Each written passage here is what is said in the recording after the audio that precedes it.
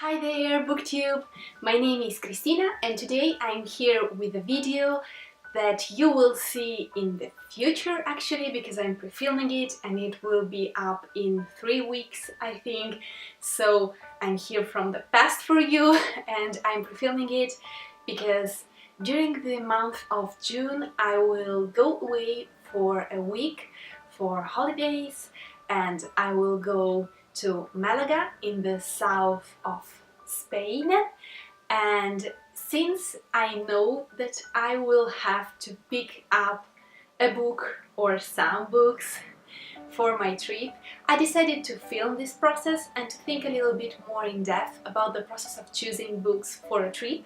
So I came up with some useful, I hope, questions for you to which you may answer in order to choose the perfect book for your trip. Let me jump right into the questions with which I came up, hoping to help you to choose your books, because I thought that probably you too will go for some vacations, for some holidays away, probably you will travel a little bit, or you will simply go to the sea if you're fortunate enough to live in a town or a city by the sea. So I hope that this video will help you, and if you will come up with other questions that you think may help somebody who has to choose some books for a trip, then please let me know down below, and if you will try this method and it works for you, let me know again with which book you came up, or if you're just picking up randomly your book for your trip, again let me know down below. I'm very curious about discovering new books or even hearing about some books that I've already read and that someone else is going to enjoy during summer. So for this video I have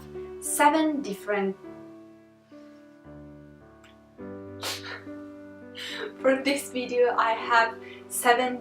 questions to answer with different possibilities of answers, so I will analyze all of them together with you.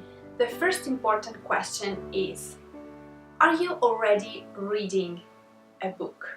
And why is it important? Because you will have to choose at the moment in which you are leaving your home if you will continue with that book or if you will leave it at home and start another one just for the trip. So, if you are already reading a book, you may choose to leave it or to continue with it, and if you continue with it, you have to choose if you want to bring one more book with you in order to be sure to have something to read if you will finish the other one, or to risk it and to bring only that one book, and then probably you will finish it during your travel and you will have to stay with no books at all, oh my god, or you will have to simply buy another book when you're there at your destination. If you have finished your book and so you're free to start with a fresh new one, then we can get to question number 2. For how long will you travel? I mean, how long will your travel last? Will you be away for a couple of days, for a week, for 2 weeks, for a month? You have to consider it in order to know how many books will you need to bring with you. And this brings us to question number 3. It's how many time you think that you will spend traveling, like really traveling. I mean, the amount of time that you will spend in a car, in a bus, in a train, in a plane, wherever, or walking, or anything else.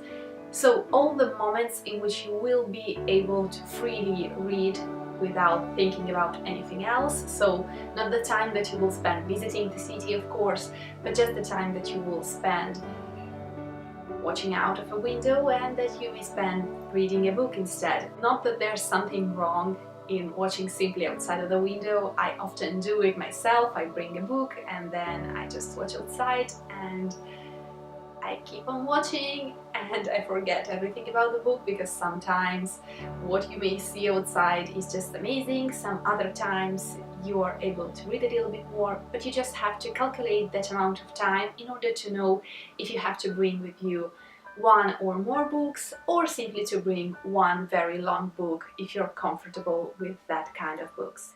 Question number 4 deals with transport. And it means that you really have to think through about the way you will move in order to reach your destination or once you're there, because you may choose different books and different amount of books according to your transport. This means that when you're in a car or in a bus, you usually have no limits. The only limit is your strength to bring a bag full of books. And then the last case is plane. And here you have to be very careful because, of course, as you probably know, there is a limit as far as weight of your bags is concerned. So in your suitcase you may put only a certain amount of books so that the general weight won't overcome the limit.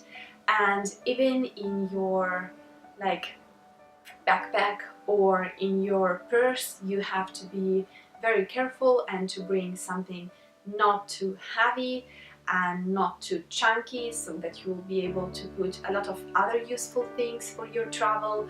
So keep that in mind when you're traveling, and if you can, just try to bring on a plane with you an ebook and a book so that you will have a great amount of choices, but still it won't take a lot of space in your bag. Question number 5 is about the destination. If you're going to a nearby city or you're staying in your country, you will probably see some bookshops on your road, and so you will be just forced to go inside and to buy something new. So keep it in mind and keep a little bit of space more in your suitcase or in your bag for an upcoming new book, and don't take a lot of books with you. The same thing goes for those who read in English. Just check out if the city in which you're going will have an American or an English bookshop, or if the situation is completely different and you're going to a foreign country in which you are sure that you won't find anything in one of the languages that you know, then you may be reassured and you may take as many books as you want from your home. Question 6 and question 7, they go quite together and they link a lot to question number 5. Here again we have destination. For number 6, you have to consider your destination, but in terms of environment. Are you going to a city? Are you going camping? Are you going to the beach? So which will be the general atmosphere? Will you be comfortable with a hardcover or with a paper bag? Will you bring your book in a huge bag with you so you don't bother about the size? Or are you camping so you have a lot of quite heavy things with you and so you need something very, very light with you? If you are in a city, then probably be focused on watching all around you and discovering the new cities, so you will have less time for reading, but you just have to consider your destination very carefully and the city in which you're going, because probably you will want to read something related to the place in which you're going. So for example, if you're going to London, it's a great idea to read something set in London so that you will be able to actually see the places that are described in a book, and this is always an added value and very, very nice. And the 7th thing to consider is of course the season in which you're traveling, because probably according to the season of the year in which you're traveling, you will be attracted by some books and some genres more than others. For example, I know that during summer a lot of people prefer reading contemporaries, or during autumn a lot of people prefer reading thrillers and mystery books, for example, and so on and so on. So consider the season in which you're going and just choose the book according to your tastes. So thanks to these 7 questions that you may ask to yourself, you're probably able to decide the amount of books that you want to bring with you, the kind of book, paperback or ebook or maybe hardcover that you want to bring with you, and then a specific genre, and from there you may just choose whatever you want. But in order to show you how I personally choose my books for a travel, I thought that I will share with you some books that I were taking in consideration for this trip, and I will explain to you briefly why I would like to bring it or why I will surely leave it at home, even though these are all books that I would like to read right now.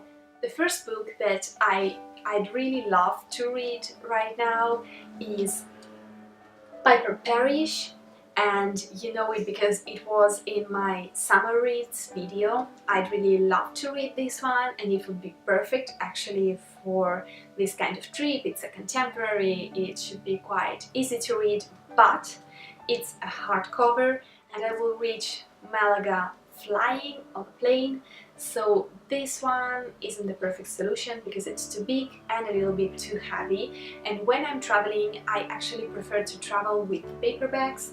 I don't know why, I have this idea that they are lighter, sometimes it's true, sometimes it's not, but I'm just more comfortable in traveling with paperbacks. Next book that I'd like to read is 13 modi di vedere una ragazza grassa, written by Mona Awad. In English it would be 13 ways of looking at a fat girl, and in this case it's actually a kind of a paperback and it's not very long, it's not heavy, but when I travel I always love to use my book cover that I use for all of my books, because while you're traveling you're usually not very careful, you'll have to pick some things out of the bag and then put them inside and so on and so on. So I usually always use my book cover with all of my paperbacks, but in this case the book is just a little bit too big for this cover, so I won't be able to protect it properly, so I won't bring it with me. So now that I've excluded all the hardcovers and all the oversized paperbacks, may I call them like that? I don't know, let's call them like that. I have all my paperbacks, among which I may choose. So here I have my beautiful edition of Anne of Green Gables, and probably I won't bring this one with me. I don't know why, but I don't think that it's the right book to read while traveling. I just would like to read it when I'm at home, or better to read it in a park, that would be amazing, but I won't bring it with me to the sunny and hot Malaga. Next book that I have is Wanderlust, written by Jan Malone, and I think that this one will be one of those that are definitely coming with me. I think that this is the perfect one that I will put in my backpack and I will read on the plane, because it's very light, it's written in a nice font, it's not too big, it's not too small, it's very bendable, it's perfect size for my book cover, and it's about a trip, so I will read about someone's trip while traveling, so this is one of those that is definitely coming with me. And then here at the end I have the last 3 books near to me, and they are The Sun is Also a Star, written by Nicola Yoon, The Rest of Us Live Here, written by Patrick Ness, and then I have the complete collection written by Douglas Adams, and it's Guida Galattica per Autostoppisti in Italian, and in English I'm so not able to pronounce it right, so I'm so sorry, but it's the Hitchhiker's Guide to the Galaxy. It's everything packed in one paperback, big paperback edition. Why these last 3 are so difficult for me? Because I think that I'll definitely read during this week one of these 2. Or The Sun is Also a Star, or The Rest of Us Just Live Here. I definitely will get to one of them because they are both quite short. They are written in a nice big font, so I think that it won't take me long. Probably I will give a try to this one because I've already read something by Nicola Yoon. I know that I love her, and the last time I've read everything in a day probably, an afternoon. So I probably will give a try to this one, and then I'll have to choose if bring this one with me or this one. But I may tell you already that this one will fly with me, like right in my hands, and probably one of these two guys will come along and I will put it in my suitcase. I hope that this video was somehow useful for you, and please let me know which will be your destination for this summer, or if you'll stay at home and you will have some great adventures like discovering something nearby. And I will leave you just with two pieces of advice from my personal experience again. The first one is: remember that you will definitely read less than you expect. So just try to redimension your expectations, and I will have to do this with my second choice of the book because I'm expecting to read so much, but probably I will read less. And the second piece of advice is always leave some space in your suitcase or in your backpack for new books, because if you're going in a country in which you will be able to find something written in your language, then you will most surely come back with at least one more book. So don't overestimate yourself and keep some space in your luggage because you will definitely need it. I hope that you enjoyed this video, and I will see you very soon with another one. Bye! Ciao!